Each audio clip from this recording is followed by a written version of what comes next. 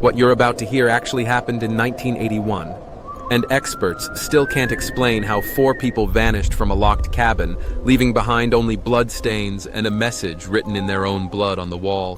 They're coming back. This is the story of Cabin 28, a place so cursed that locals refuse to even drive past it after dark. Deep in the forests of Northern California lies the abandoned Keddie Resort, a collection of 33 cabins that were once a peaceful family vacation spot. But Cabin 28 was different. Even before the incident, guests complained of strange sounds, cold spots, and the feeling of being watched. The Johnson family, Mark, Sarah, and their 2 teenage kids, Emma and Tyler, booked Cabin 28 for a weekend getaway in October 1981. They had no idea that they were walking into one of the most disturbing unsolved cases in American history. The cabin itself seemed normal enough: 2 bedrooms, a living room with a stone fireplace, and a kitchen. But there was something unsettling about the place. The walls were thin, and at night, you could hear every sound from the surrounding forest.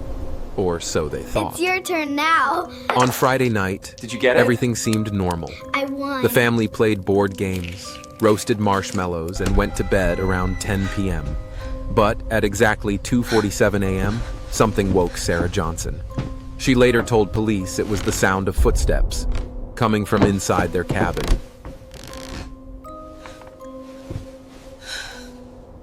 Sarah nudged her husband Mark, awake. Someone's inside Mark. the cabin! She whispered. Someone's in the house. They both lay there, listening.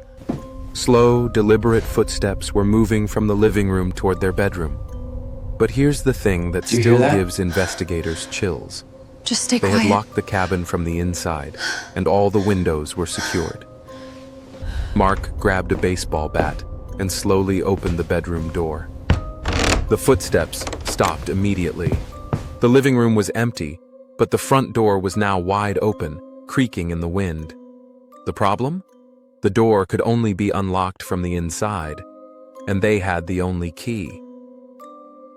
The next morning, the family decided to cut their trip short. Get out while you But still as they can. packed their belongings, Emma made a discovery that changed everything.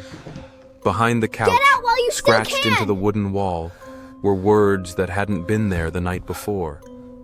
Get out while you still can. Get out while you still can. But that wasn't the worst part. When they moved the couch completely, they found something else.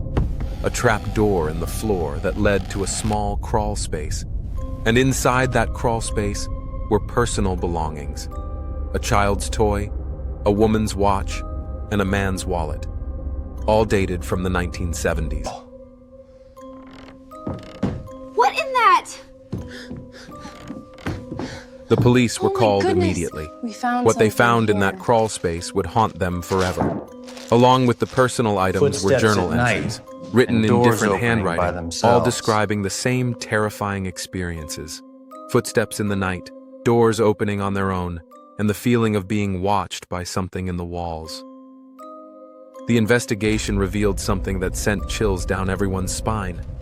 Over the past decade, 7 different families had stayed in Cabin 28, and all had reported similar experiences. But here's where it gets truly disturbing. 3 of those families had simply vanished.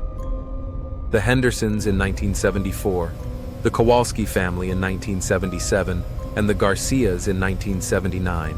All had checked into Cabin 28 for weekend trips and were never seen again. Their cars were found in the parking area, their belongings still in the cabin, but the families themselves had vanished without a trace. But the most disturbing discovery came when investigators decided to excavate around the cabin. Beneath the floorboards, they found evidence that someone, or something, had been living in the walls and crawl spaces for years. Makeshift beds, food containers, and dozens of photographs. Photographs of every family that had ever stayed in Cabin 28, taken God. through the windows while they slept.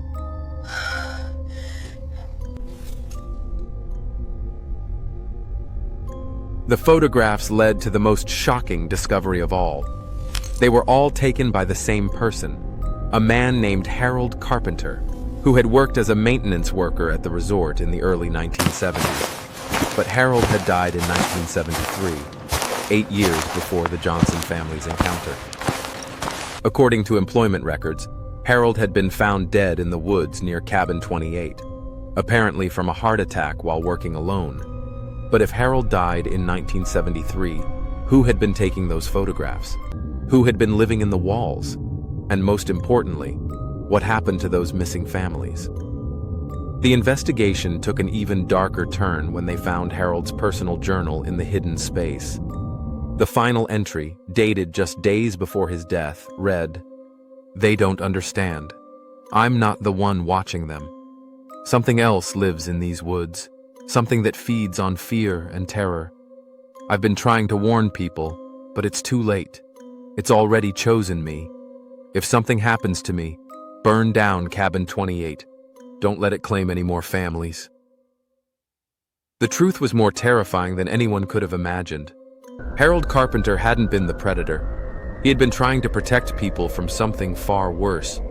The footsteps, the opened doors, the feeling of being watched. It wasn't Harold's ghost. It was something else, something that had been in those woods long before the resort was ever built.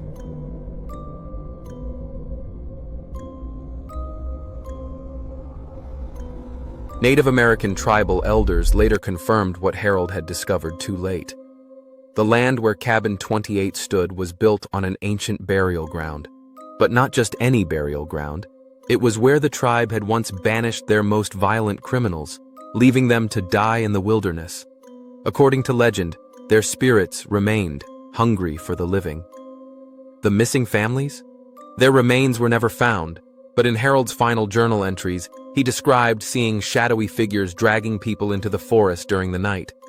He had tried to intervene, but the entities had marked him for death. His heart attack wasn't natural. It was caused by pure terror. Cabin 28 was demolished in 1982, but locals say the evil didn't die with the building. Hikers still report seeing lights in the woods where the cabin once stood, and the sound of families screaming in the night. The Johnson family were the lucky ones. They escaped. But sometimes, late at night, Sarah Johnson still wakes up to the sound of footsteps. Footsteps that follow her no matter where she lives. If you're ever driving through Northern California and see a sign for Keddie Resort, keep driving. Some places are meant to stay abandoned. Some secrets are better left buried, and some cabins should never be disturbed.